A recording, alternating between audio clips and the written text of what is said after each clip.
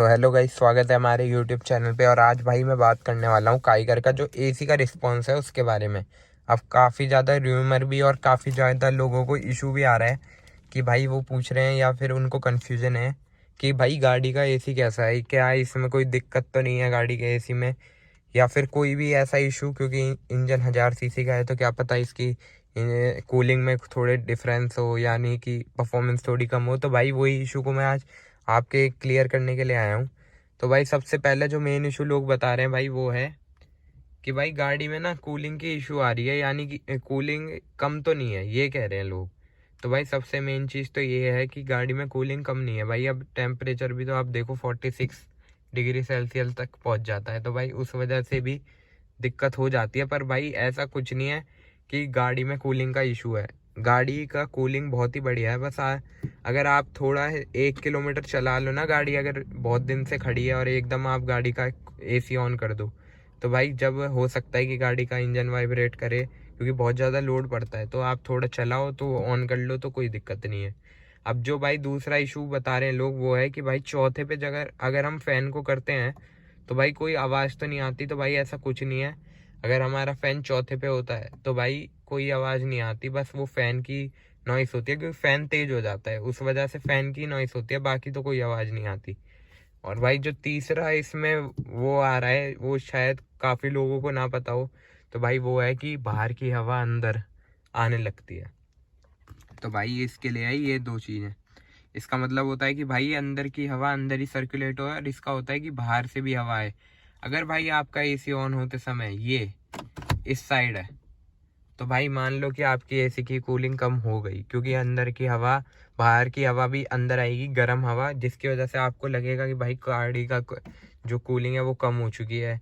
और इसी वजह से भाई आप कह सकते हो कि कूलिंग कम लग रही है, पर नहीं भाई, वो इसका इशू होता है। अगर आप गाड़ी में एसी यूज़ करते हो तो आपको ऑलवेज इसको इस साइड में रखना चाहिए, इसके ऊपर, और इसको कोशिश करो कि एकदम झटके से बंद करो ताकि वो एकदम से आ जाए। तो भाई ये कुछ इश्यूज थे जो कि इस गाड़ी से रिलेटेड थे। अब भाई जो एक और इशू है, जैसे इसमें तो सिंपल आता है RXT सेकंड टॉप में।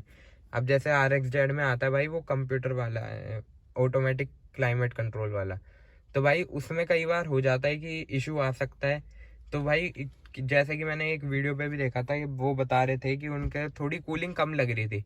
तो उस सिचुएशन में कुछ नहीं है भाई, आप इसको सर्विस सेंटर ले जाओ, इसमें तो कोई दिक्कत है ही नहीं। बाय द वे, अगर RXZ ऑटो जो क्लाइमेट कंट्रोल वाला है उसमें दिक्कत आ जाती है, तो भाई आप इसको वहाँ पे ले जाओ सर्विस सेंटर, वहाँ पे जाके वो अपने इसको अपडेट कर देते हैं, जिसकी बाद वो कूलिंग वापस से बढ़िया हो जाती है।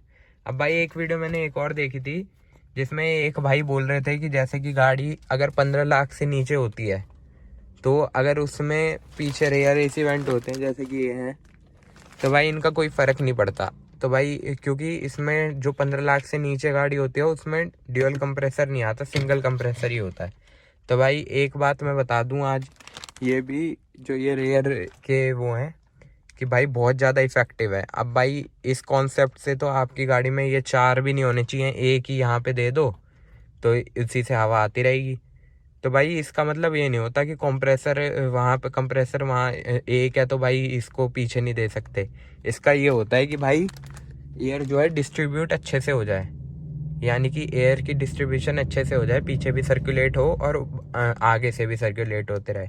तो भाई बहुत ज़्यादा इफेक्टिव है। पर एक चीज़ और आप ध्यान रखें, जब भी आपके पीछे कोई नहीं बैठा है तो भाई इसको ना आप लेवल से ऐसे ऐसे रोल करके नीचे कर दो ताकि ये बंद हो जाए, ताकि यहाँ पे फिर हवा ना जाए और सारी कूलिंग आगे हो। तो भाई ये कुछ पॉइंट्स थे इसके रिलेटेड।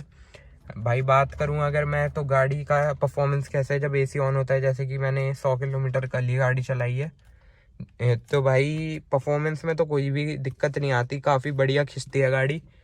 बस ये है कि अगर आप गाड़ी को बहुत टाइम से ऑन वो चलाया नहीं है और एकदम से अपनी गाड़ी को ऑन करते हो, तो भाई यही है कि आप 1 किलोमीटर या 500 मीटर गाड़ी को चलाने के बाद ही एसी ऑन करें, नहीं तो थोड़ी गाड़ी में ना कांपती है, उसका वाइब्रेशन होती है, क्योंकि भाई काफ़ी ज़्यादा लोड पड़ जाता है। और कई लोग तो खड़े खड़े ही गाड़ी को भाई एसी चला देते हैं बहुत दिन से, तो उससे भी गाड़ी में काफ़ी ज़्यादा दिक्कत आ जाती है। वैसे तो सब कुछ सही है भाई, इसका रिस्पॉन्स वगैरह सब बहुत ही बढ़िया है। अगर आपको वीडियो अच्छी लगे तो आप वीडियो को भाई चैनल को सब्सक्राइब कर सकते हो और वीडियो को लाइक कर सकते हो। और अगर आपको कोई भी क्वेरी है ना इस गाड़ी से रिलेटेड या किसी भी, तो भाई आप कमेंट में पूछ सकते हो बेझिझक। आपको मैं जल्द से जल्द रिप्लाई देने की कोशिश करूँगा। Thank you.